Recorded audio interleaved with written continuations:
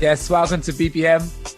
Your host, Alstalio. Today I got a great guest, a distinguished gentleman who apparently is 73, but I know you're pulling my leg. No, I'll be 74 next month. No, man. You're like 50. You're like 50. That's it. Well, I'm liking you already. I try and reel my guests in and I get them to give me money after. That's the plan. So how you doing, man? Maurice Dorsey. Yes, and it's Dorsey. Yes, Dorsey. Did I pronounce it correctly? Dorsey. Okay, yes, because I think it had a W in the mark somewhere in there. It had a W, D-O-W-S-E-Y or something. Did I still spout it like that. I cannot believe it. Actually, I changed it on the thumbnail. No, I just wanted to make sure your guests were aware. Yeah. Oh, man, I cannot believe it. All these mistakes. Anyway, so what brings you to my beautiful home today?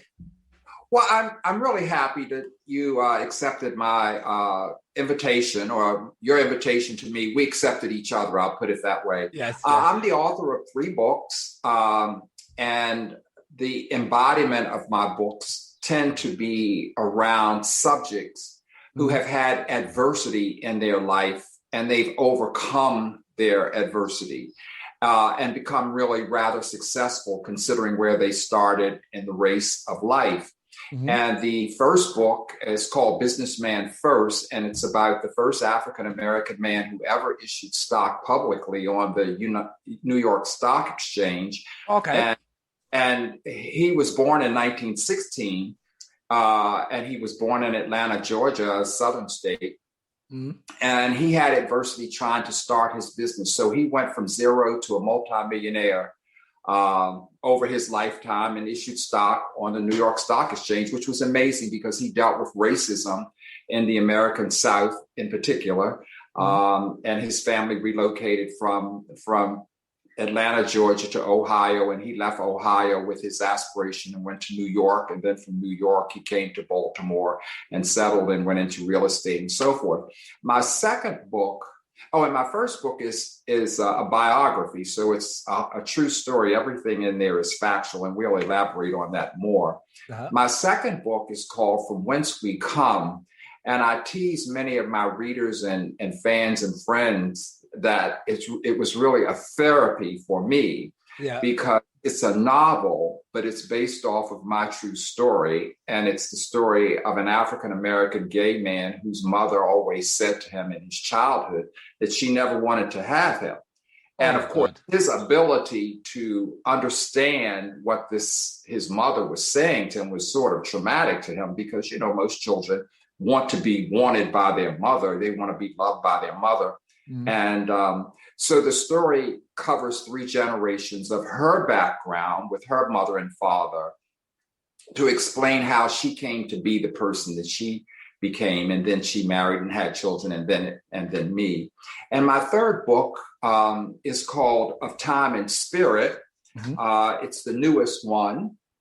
And I'm happy to say that all 3 of my books just were selected for the 2021 Independent Press Awards, which I was just shocked beyond belief that all 3 of them would be accepted in the categories that they were. Mm-hmm. And even though they weren't winners, like number 1, distinguished favorites are considered like a runner-up or an honor. And so, we got the little I bought the little seals to go on my book to indicate, when I'm selling the book that, it's an award-winning book. So I'm really quite pleased with that. So I'm on your show to market and promote and advertise my books in Rome and Brussels, Vienna and Italy and everywhere you are in Europe. And and I put on a necktie just so that all of the European people know that I got dressed up for your podcast. Yeah, you got class. That's all I like. Yeah.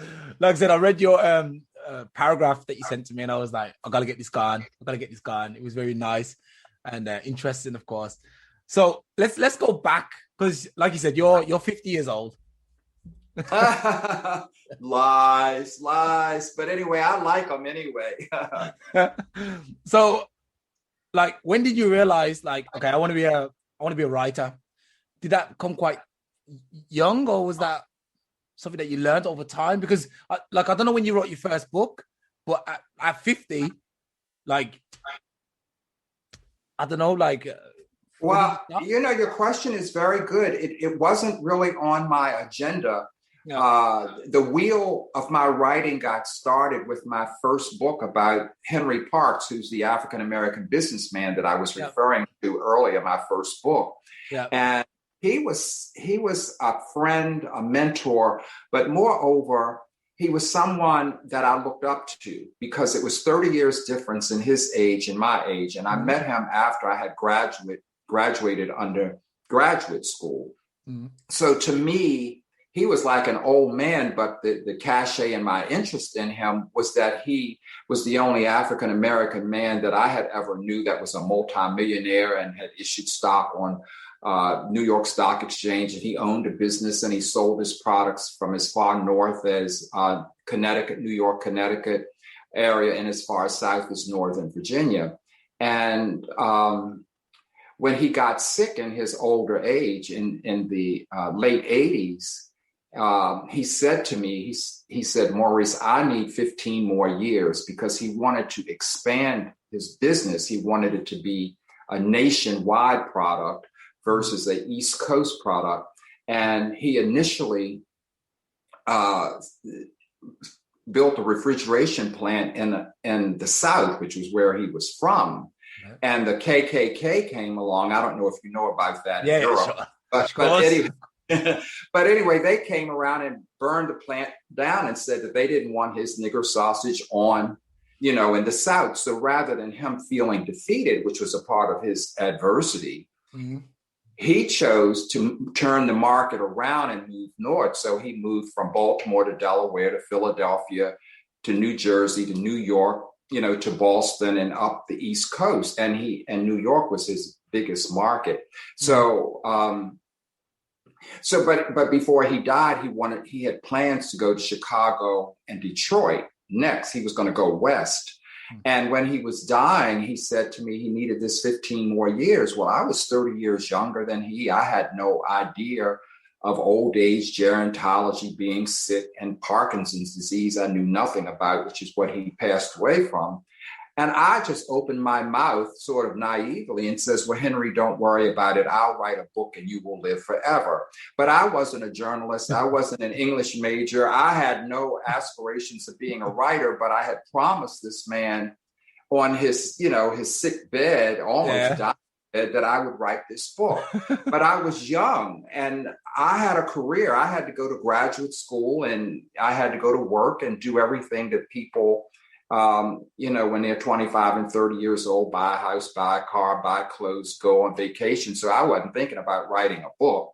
But when I retired from the federal government in 2012, I made it the very first thing that I did when I retired. And I sat in my house. I pulled out all of these files. I spread them all over my house. And I sat down because I figured at that point, I was at the age, I didn't know how much longer I was going to live. Mm-hmm. So I figured before I died, I better write this man's book. So I did. And it was a struggle for me. I mean, it was really a struggle and I was afraid and I self-published. And, then I learned so much in the publishing industry from the standpoint that, I didn't know about copyright laws and Library of Congress numbers and registrations here and there and marketing and promoting. And I actually thought the hard part of publishing a book was writing it. I just thought, heck, all the energy I put in it, it seems like somebody out there would want to buy it, but that did not work.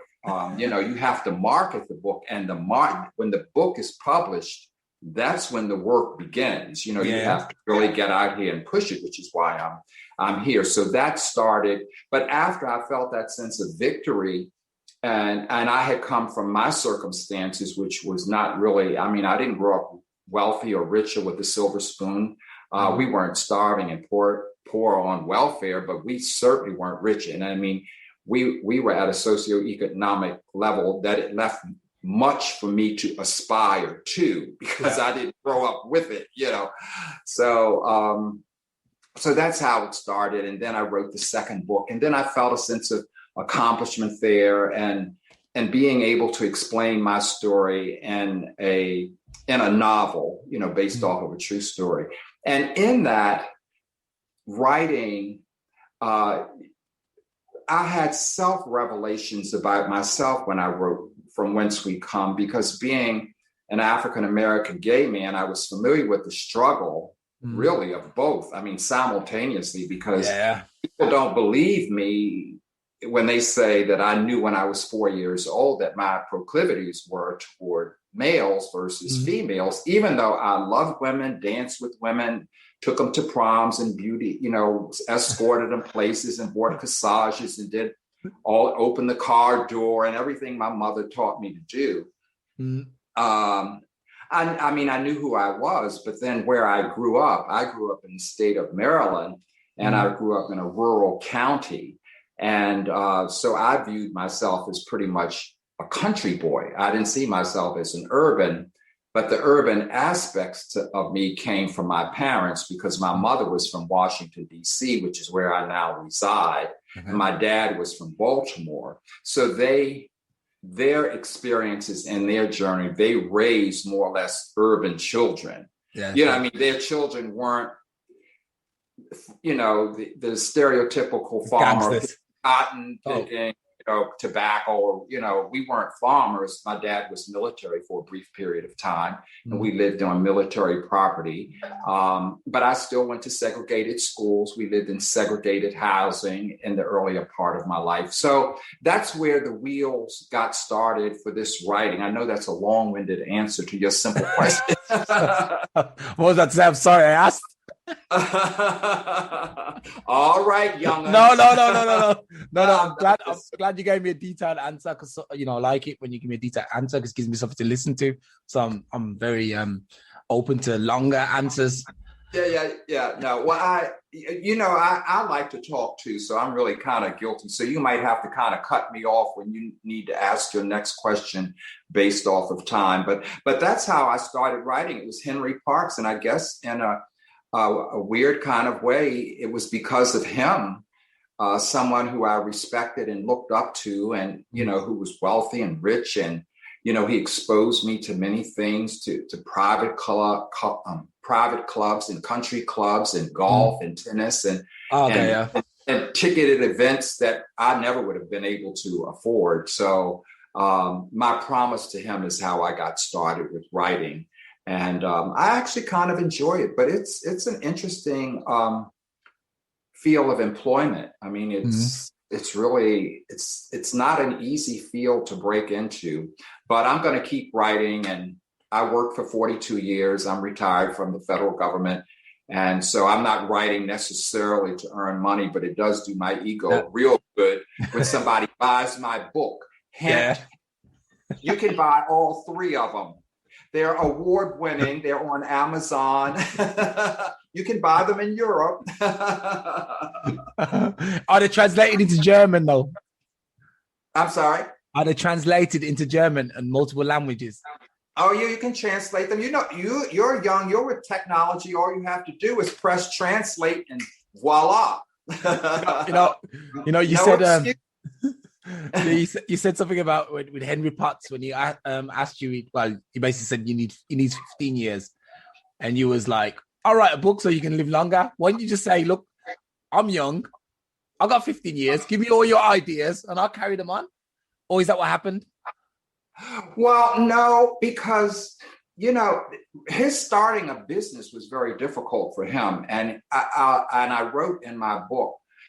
At the end of his life, he ended up selling his business. Okay. But I know that when he sold the business, and I wrote this in my book, it was like cutting off a limb off of his body. I'm sure it just pained him, because this was what he had given birth to, you know, and his business was a meat packing product, which was pork. He sold sausage, pork sausage.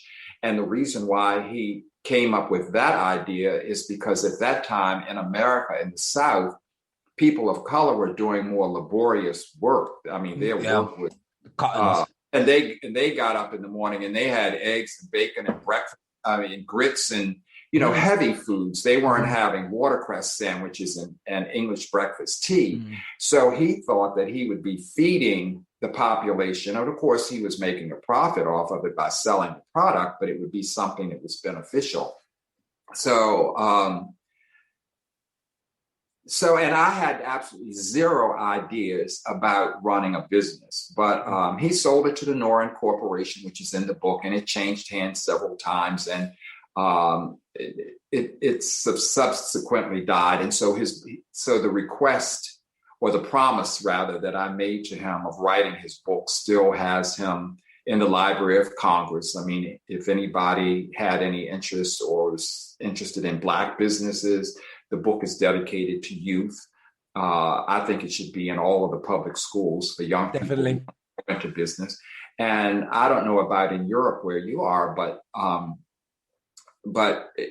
in the United States, people of color still need to get more ingratiated in business enterprises so that, we can impact our neighborhoods and communities and our children and our schools, and we have resources and money to put into neighborhoods and communities. And that was something that Henry did a great deal of. So I think, I personally think it's a great book. It's somewhat, it's biographical, but it's almost like a gigantic resume of all of his accomplishment, his process to sales, to marketing, publicity, promotion, boards of directors that he served on at the national level and so forth. So there you go.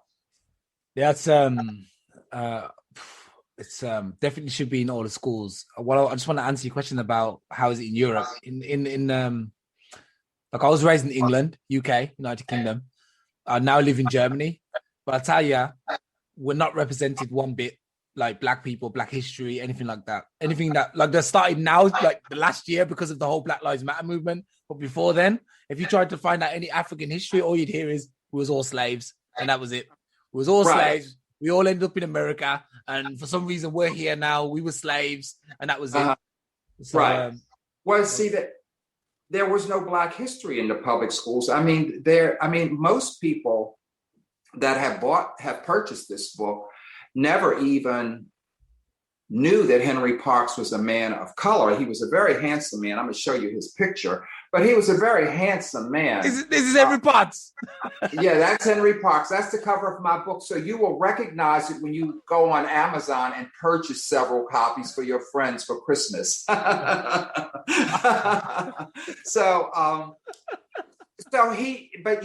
went to Ohio State University, and he was a roommate with Jesse Owens, but they couldn't live on campus. And so, the point is that at that time in American history, there was no Black history, taught in the schools. And so many, until very recently, the importance of Black writing, Black poetry, Black podcasts, or people of color who are advertising and marketing and promoting the work of people of color is very important. And I think we need to do more of it. And I encourage all of your listeners to write their own stories too. And I will promote this podcast too if you send it to me.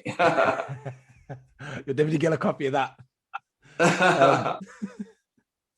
Okay, so going back a little bit. So you was a young man, you went to study, and then you got into the business world. So you became a businessman at some point. I was, or he was? No, you was.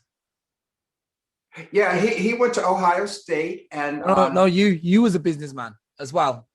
Oh, I'm a businessman now, but my career, I worked for 42 years in education. I worked in all levels. I worked in public education, junior colleges, four-year colleges, state government, and federal government. So my career was in education. So I was really considered a bureaucrat. I didn't have an independent business of my own.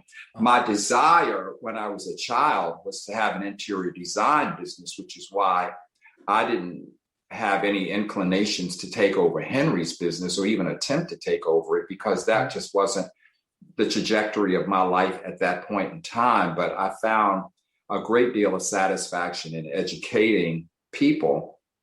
And so now that I'm writing the books, I'm a businessman.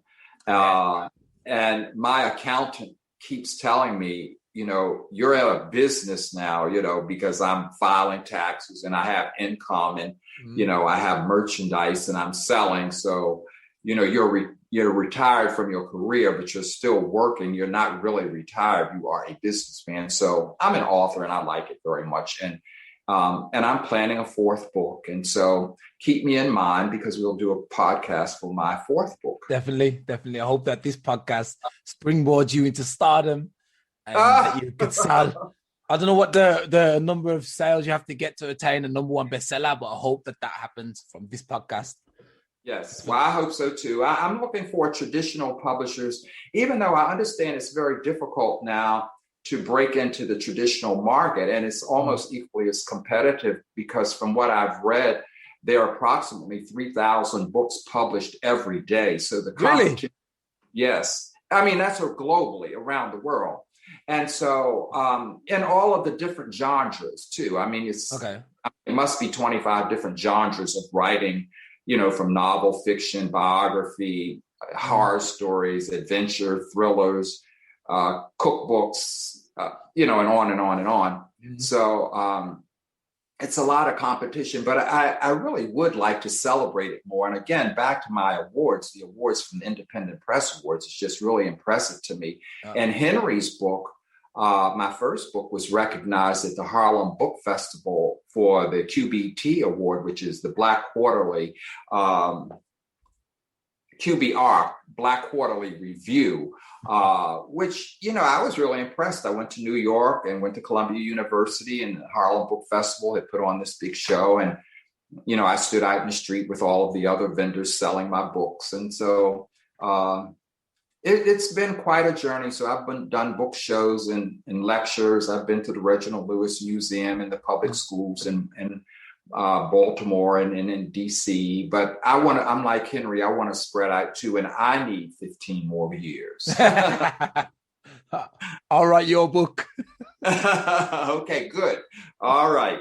That's good. Now that you said that and it is recorded. Oh no. It's gonna be in the back of your mind until you retire. And when you retire, that's what you're gonna do. Actually, you may not know this, yeah. I'm 38. Are you real? Yeah, I'm retiring in 2 years. In 2 years I'm retiring. I said I'm not doing no more work for anybody else. I'm not doing it. I'm working for myself. Well, you look well cared for at 38 years old. You look like a very young man. Someone has taken very good care of you. Well, it was the genetics, I think, from my mum. She still looks like she's 25. Okay.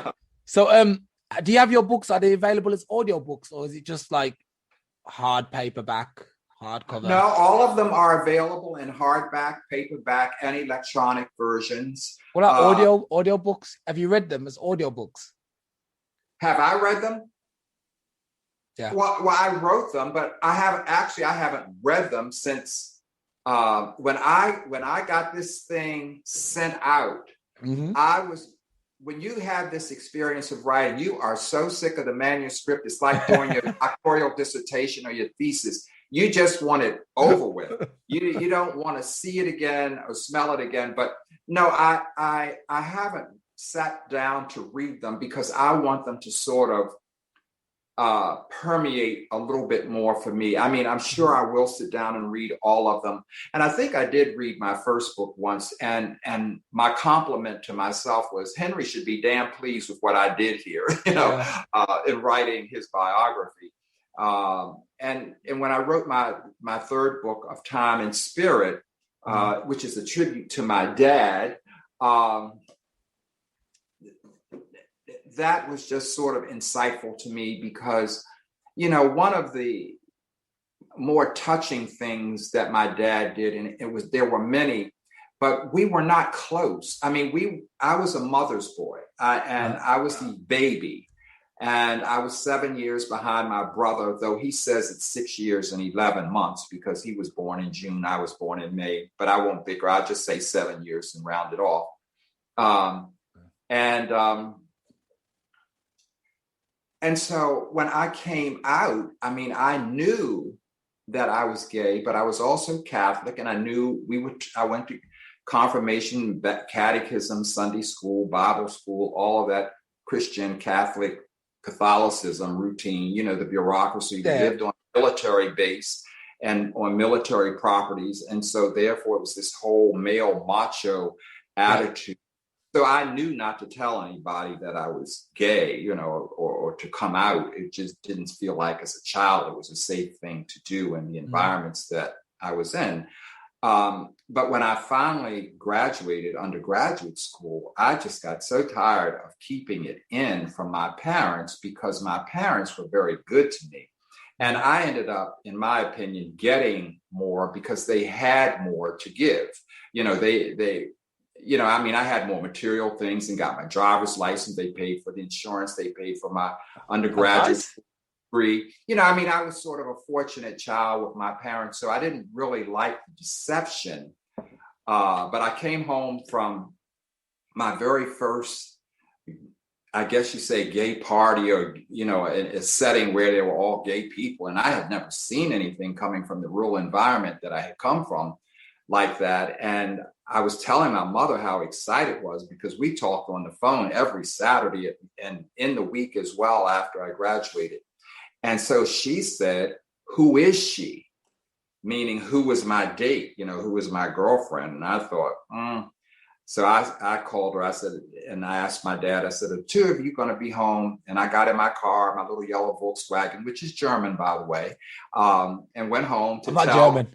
and told my parents. And my mother just went through all of this drama. What did I do wrong? I tried to raise you right. I breastfed for my kids. This whole guilt trip, she was just pouring all of it. My dad is sitting there, watching this theater between my mother and I, because she started crying, and then I started crying because she was crying, because nobody wants to see their mother crying. I mean, it was just pure drama. Okay. And my dad says, out of nowhere, my dad says, and this was so important to me, he just looked at my mother and he said, "How could you not know Maurice has been like this all of his life?" And right there, he diffused 23 years of my anxiety, because after my mother and father, I didn't give a rat's behind what anybody else felt, because you take your war marks, even, being Black and gay, you're going to get it. But the only people I wanted to have integrity with was with my mother and father. So when my dad said that, it soothed everything over for my mother, and it took the guilt away from her, since I was a mother's boy, because she didn't want to be responsible for having raised a gay child. But she didn't, in that generation, they didn't understand gay rights like we have it today, and the rainbow flag and the protests and the demonstrations. And then, of course, in my generation, AIDS came along, and she said she'd rather me be dead than one of them. And she just had all of this drama. And but anyway, after I told them the truth, then it was on them to accept or deny. And at that point, I was self-sufficient and standing just barely, but taking care of myself. But anyway, they stuck by me. But my dad that was one of the things that I wrote in the book that just sort of sealed my relationship with him, because we didn't communicate. I had a very difficult time communicating. My dad was very scholarly. He was well read. He liked music and culture. He liked urban things. And of course, I wanted to be with my mother. I wanted to go shopping and have designer clothes, and I wanted cars and nice restaurants. So my dad was not materialistic in that kind of thing. So that's how the third book came into existence. So what did your parents do then? Because you said you was privileged. And I guess when you was a young lad, America is not really the place it is today. There was all this whole idea of the American dream, and, you can work hard and get what you want. But that wasn't really true for the African-American people like us. So what did your parents do that allowed you to have a privileged life?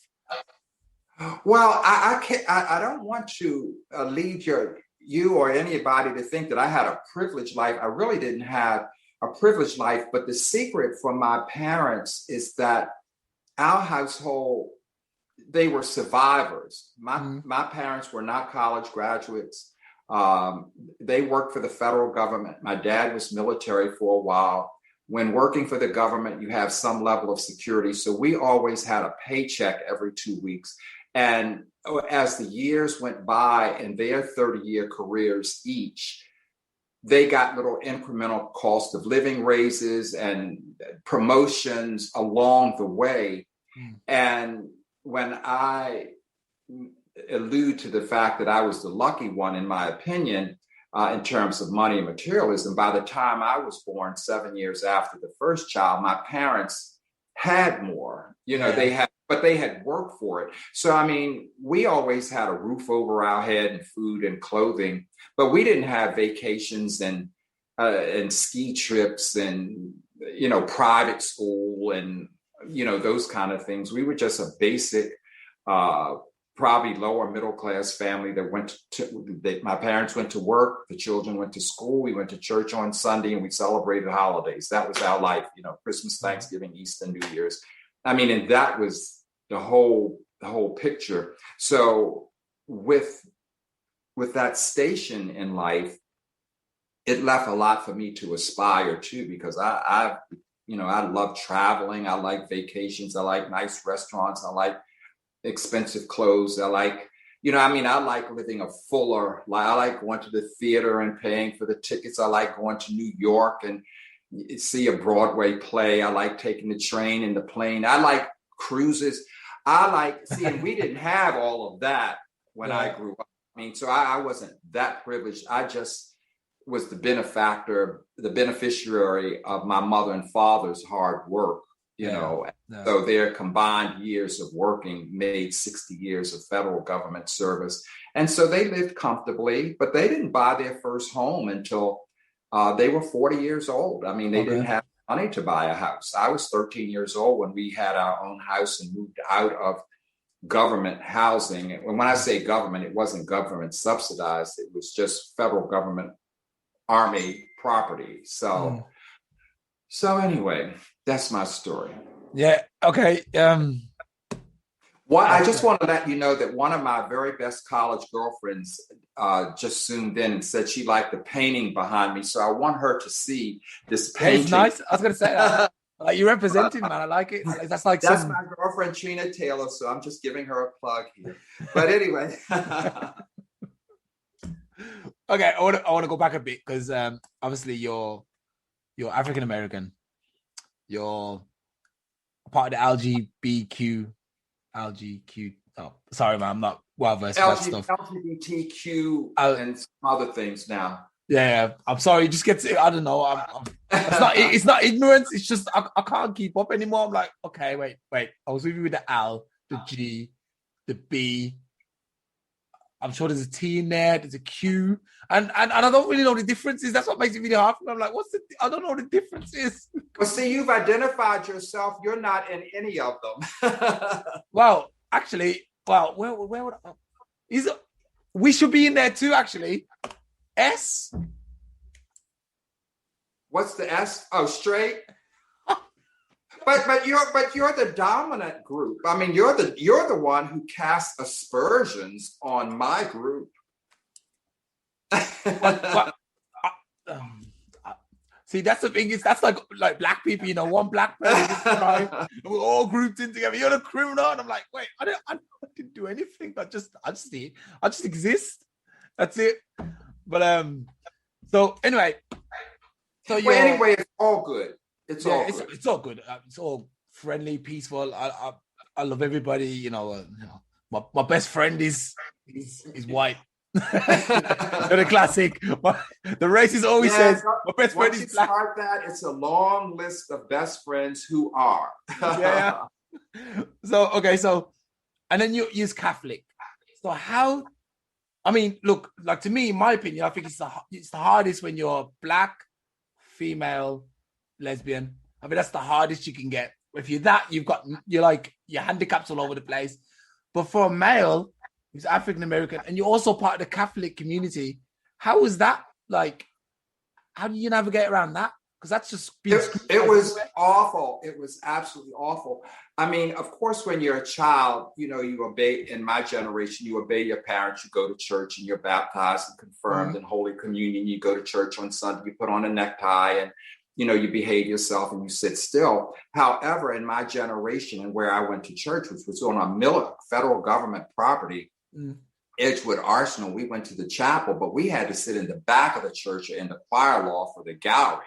Blacks were not allowed to come into the main sanctuary of the church. And of course, as a kid, that didn't bother me. But one of the things that was fascinating to me is that the chapel was very well appointed for a church. And in the center of the sanctuary was red velvet carpet, a real nice plush carpet. And as a kid, I loved my feet crunching on that carpet. It just seemed, and it was red, it was blood red. So I'd get in church and break away from my mother and run down the center of the sanctuary and go sit myself, as a 4 or 5 year old child up on the first row where the majors, the generals, the captains with all of the officers with their wives and children sat. And my parents wouldn't come and fish me out.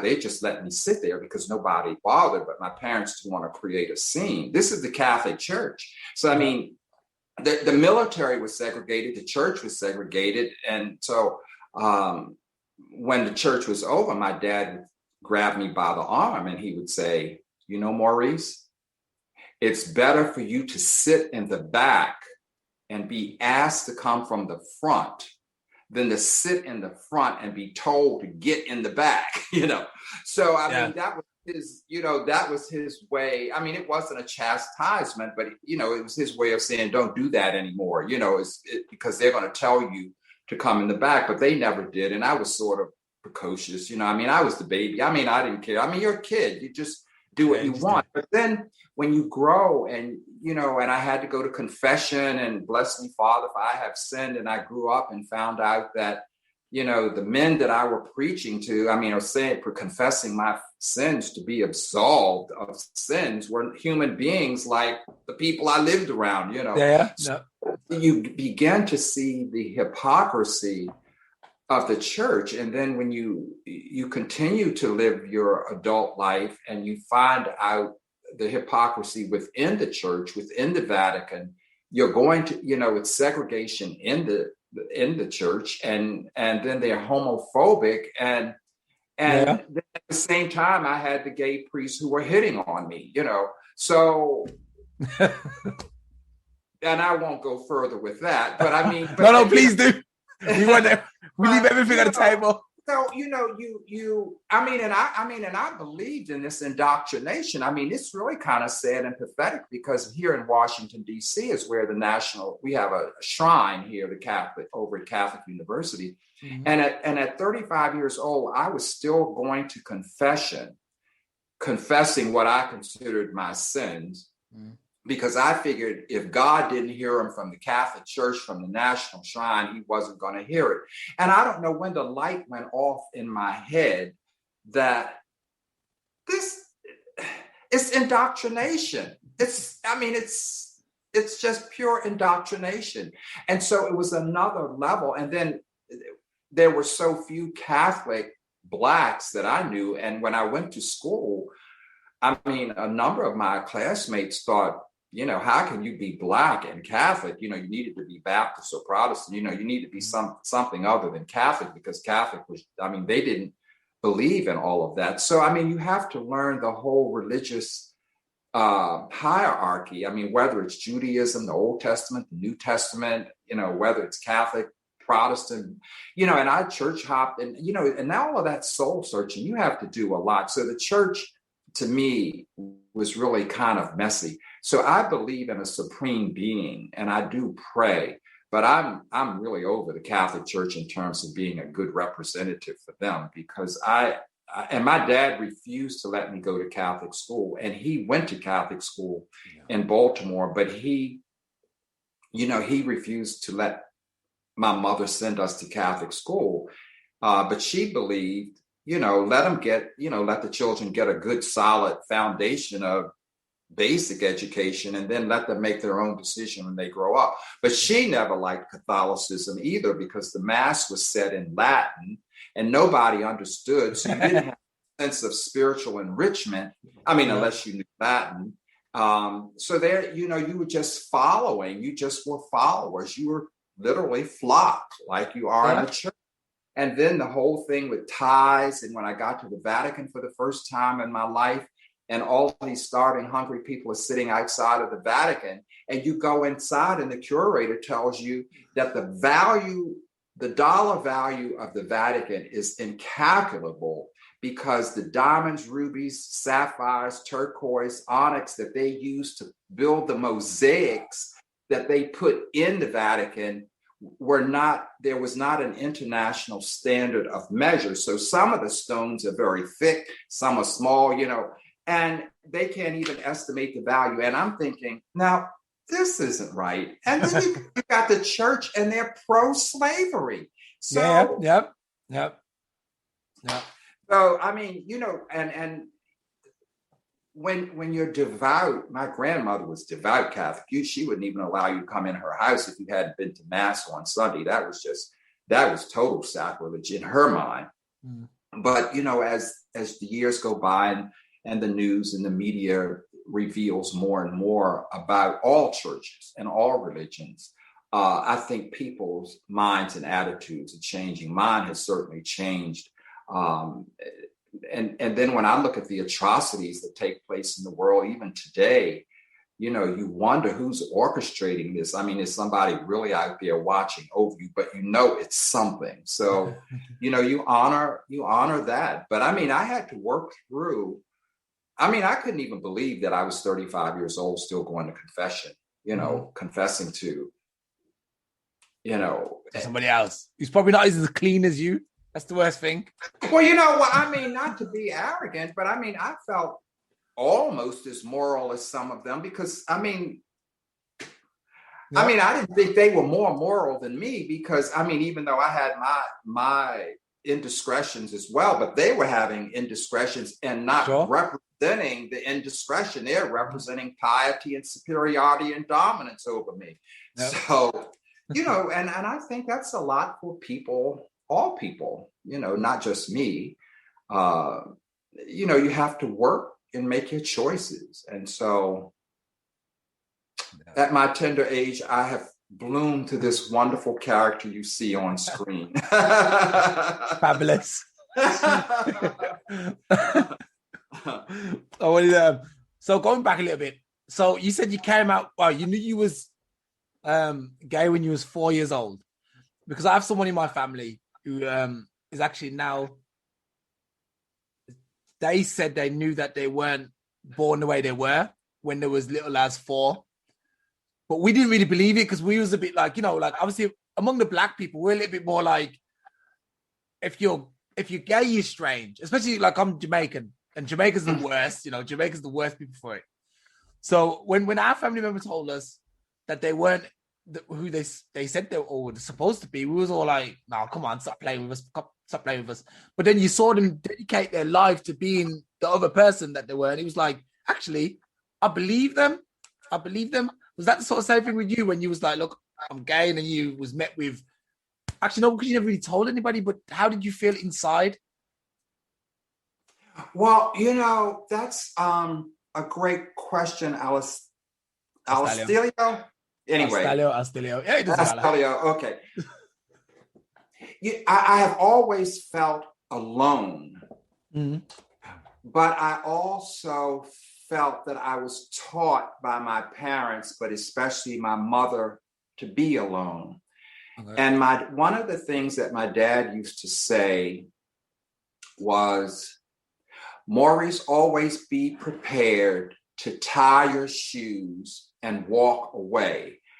And the message up underneath of all of that is that don't let anybody bring you down to the point that you can't even walk away.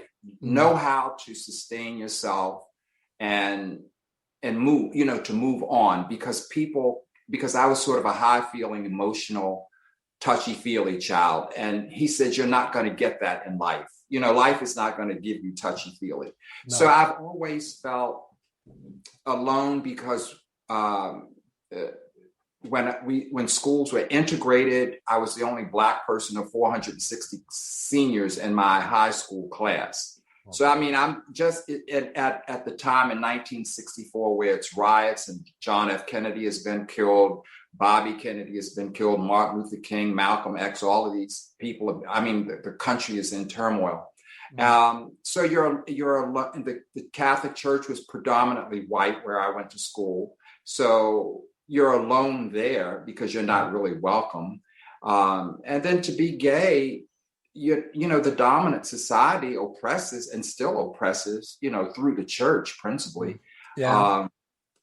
So you have to learn my parents wanted me to learn to be adjusted, to stand on your feet, and that people are not going to always be there to nurture you, support you, and love you and adore you like I needed to be loved, as you can probably tell. Yeah. I needed a lot of attention. So, and they just taught me you're not going to always have that. So, you know, when they are not present and you're in your house or in your space or in your classroom, in your school by yourself, you have to learn to live with yourself by yourself. And that's what I do. But, you know, it's an alone feeling, but I have had 2 long-term significant relationships. So that softened it a bit.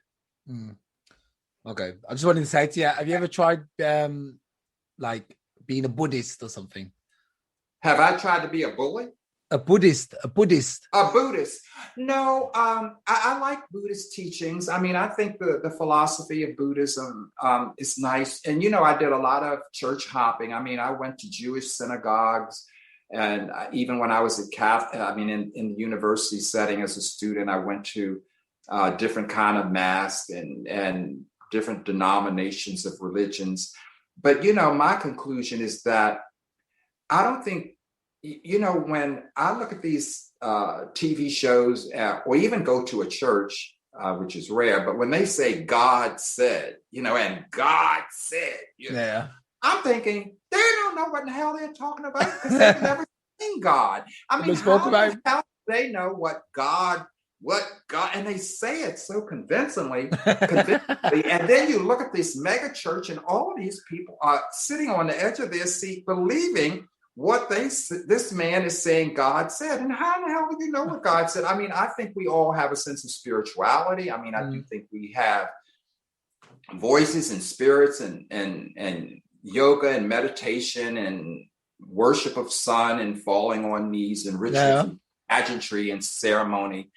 But I don't think it's intended for us to know.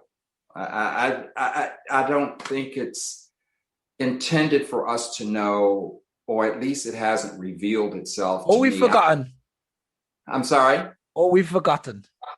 Yeah, or maybe we've forgotten it. I don't know. But see, when you go too far back in history before the birth of Christ and, you know, the Egyptian period, the Roman period, the Ottoman period, I don't know. I mean, sometimes I don't even know what happened last year. You know, because we had Donald Trump for 4 years, so I know that much. God, this guy, no.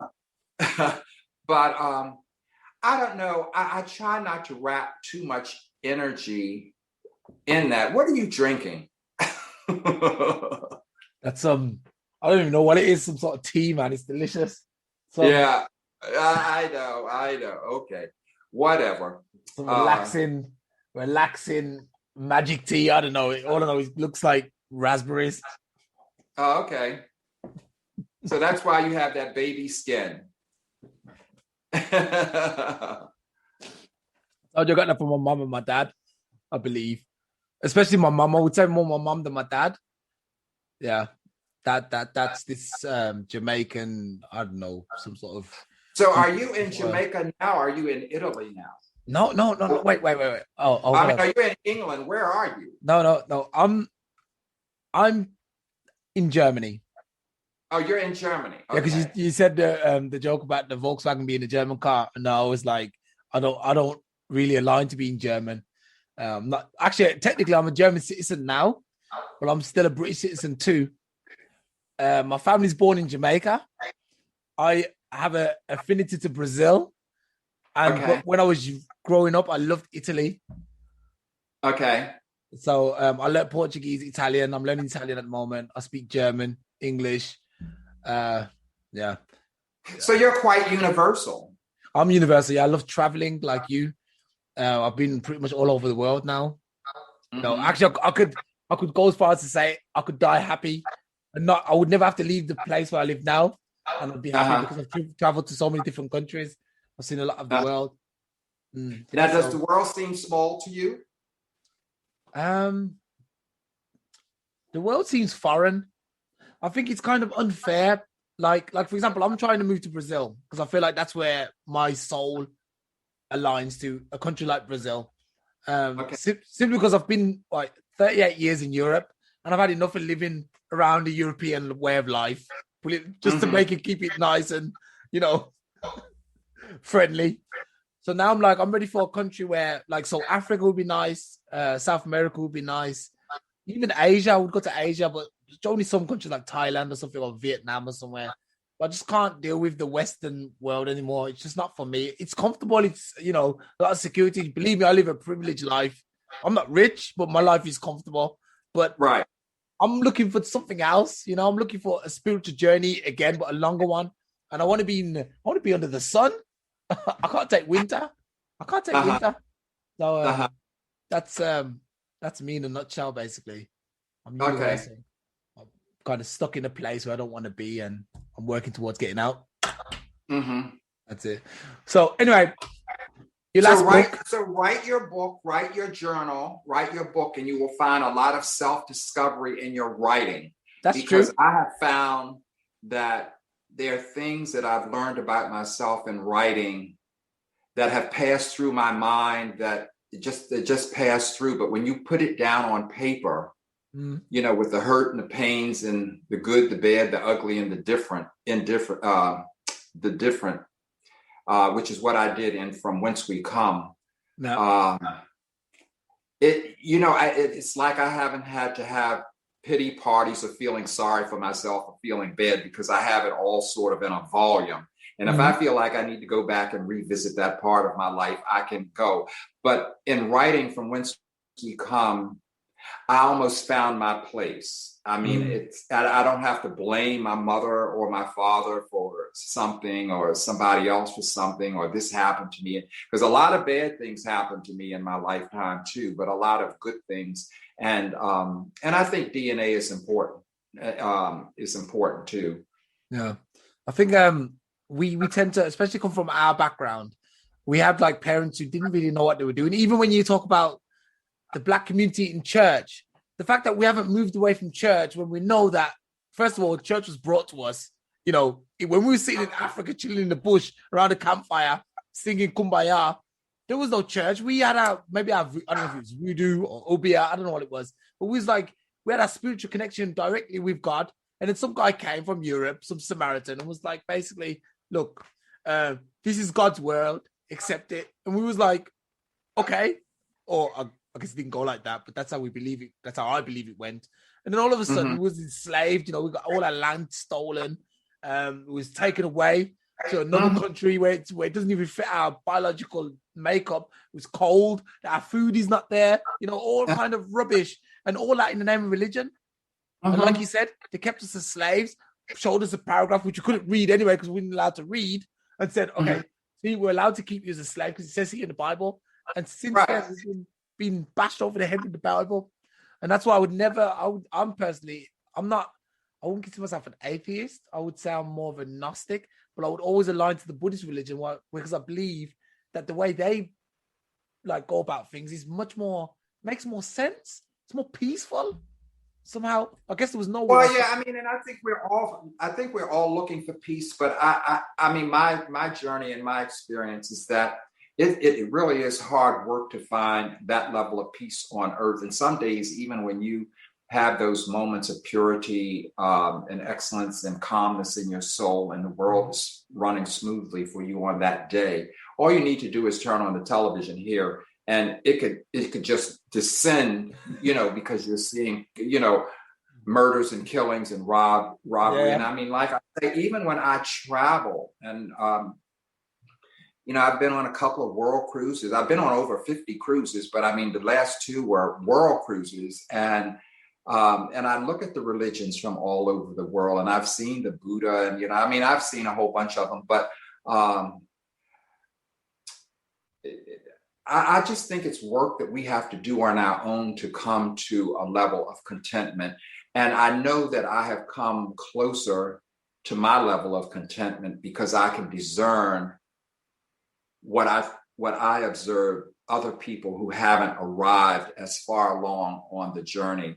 Because I have a few people in my life who have not learned the word gratitude yet. They haven't become grateful, which is what a word my dad taught me, actually, for what they do have. And some of them have beautiful homes, beautiful children, Mercedes, nice cars, and fur coats and jewelry, but they're still hankering for more. They want more, and they're whining, they're uncomfortable because all of these things that they are adding to their life doesn't give them the peace that they want. And sometimes we look for happiness in possessions, but and I did that too when I was young. But I mean, when you get to the point where you have everything that you want and you still aren't where you feel like you want to be, you don't have that sense of contentment. I think you're always going to be unhappy. I think we have to learn to be content with what we have. I mean, and even when it comes to simple things, I have some friends too at my age, of course, who have health problems. A number of us do, but they're not grateful for their sight, their hearing, or that they can get up and walk and go to the bathroom on their own. They just complain with this, and the whole world becomes absorbed in this one issue of pain. But there's so many other things about their health that's good. So why don't we just look at the health, the good things that we do, and work with the things that are not. But I think gratitude is really important for maturity as you go along, because I think the peace is within. I don't think the peace is without. I think that without is an environment for you to be peaceful. So I think we need to learn to be peaceful from within, and then when we find a nice environment to put ourselves in, then it's wonderful. Because you have it within, and then you have the surroundings, to go with it. It's like the inner truth, basically, the inner truth that we are. Yes. Like you said, I think the most important thing to me at this stage of my life is my health. I don't care about anything else. I could live on the street as long as I'm healthy. That's all that matters. My wife, for example, she's always worried, we don't have enough for this, we don't have enough for that. I'm like, as long as I'm breathing and I'm healthy, we'll always have a chance to get whatever we want. Always. Right. The moment you're not breathing, you lose a limb or you start getting sick, one of the bad diseases, coronavirus, then, you can start sweating. But until then, you're good. And people don't understand that. They just want to get more. Mm-hmm. Well, I'm not rich. I don't have 25 figures on my account. You're like, 25 figures? That's going to get boring too at some point. Yeah, exactly. Yeah. So, yeah. Anyway, I don't know how long we've kind of just chin wagging away, actually. I kind of forget at the time. Is there anything else you want to add before we wrap up? You what? Is there anything else you want to add before we wrap up? Oh, no, I just want the listeners to know about my website. I want them to purchase my book. My website is www.mauricewdorsey.com. And this is my first book, Businessman First. It's a 2-time award winner from the Harlem Book Festival and Independent Press Awards. My second book is From Whence We Come, and you'll recognize that when you buy it and translate it into German. This is the novel. And then this is my third book, Of Time and Spirit, a tribute to my dad, which also won the Independent Press Award. I really was doing it this year. I had absolutely no idea that all 3 books in the category, in the genres that they were going to be recognized. And so that's all. And I have to thank my girlfriend, Trina Taylor, for coming on. She's been really a wonderful friend. We went to college together. She's a very, very grand lady. And I want to thank her, since I saw her message come up on and everybody else who joined in. Because, we had a hard time calculating the time, because when you sent the first message, it just said 9 o'clock, but it didn't have, I think it had 9 p.m., but it didn't have the time zone. Yeah. So, and then it had Brussels, Rome, Italy, Vienna, and all these other countries. I'm thinking, well, where is this man? All the countries. Yes, but anyway, I want to just thank you very much, and thanks to everybody who was able to tune in. And I appreciate you. I wish you all the best in what you're doing, and continuing to support writers and authors and encourage them to write. And I'm wishing you and I'm wishing you the very best in your Buddhist journey of finding peace. What I want you to do, son. Yeah, it's what I want you to do. I'm going to write it again. I want you to record your book as an audio book. And then I'm going to get it off Amazon Kindle. Not Amazon Kindle. And Audible. Right. So record your book with your voice. I want it to be your voice. I want you to read your own book on Amazon Audible and then publish it. I'm going to buy it off there.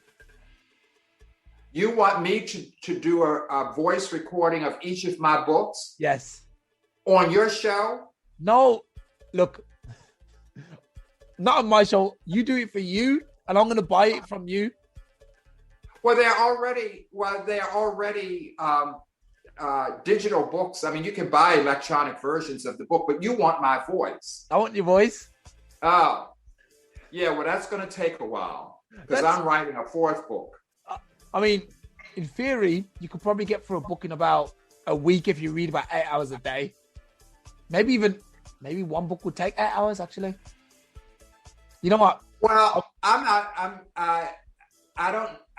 been offered that service before. I just didn't want to pay for the service. I mean, what I have paid to publish these 3 books offset to my income off of the books. Yeah. I'll never recover what I've spent, what I've paid for these books. But anyway, I have enjoyed the process. And at my age, I can't take the money with me. So I just doing what I want to do. So. Okay, maybe we can find someone. I will give it some thought. Yeah, maybe we can find someone to do it for free for you. I know a couple of people who can read really well and could do that. No, I mean, I don't mind reading it. I just don't want to have to pay to read it after I've paid for hardback, paperback, and electronic versions. I mean, that's true. Obviously, you can tell I have no problem talking. You can actually do it yourself. Just get yourself a microphone and get yourself a recording program. You don't seem like a guy who can't learn that quickly. Then you can do it yourself, actually. Just send it to someone like me who could post-edit it for you because I'm an engineer by trade. I could post-edit it and then it's pretty much done. Yeah. So that's your options. All right. Well, I thank you for that. No problem. Hey, keep in touch. I'm going to get you back on soon. We're going to have to talk about your 4th book. Yeah. Okay. Well, I'll look forward to it. And I thank you, and my website. And you go to my website. Did you go to my website? I'm on your website right now. Oh, okay. And tell your friends to buy my book because that's what I need right now. I need my ego sort of built up a little bit more. And my wallet.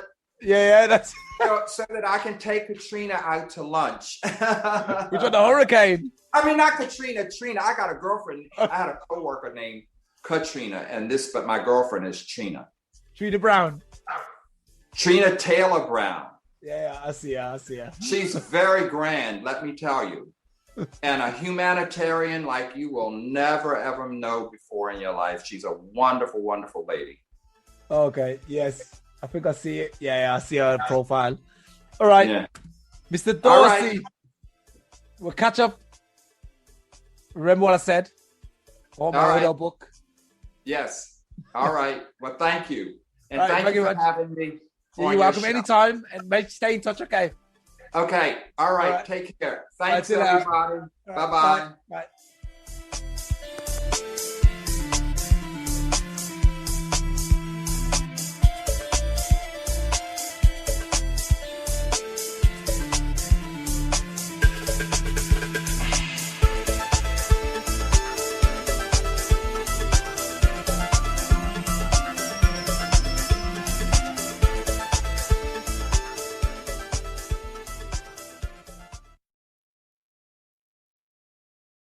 you.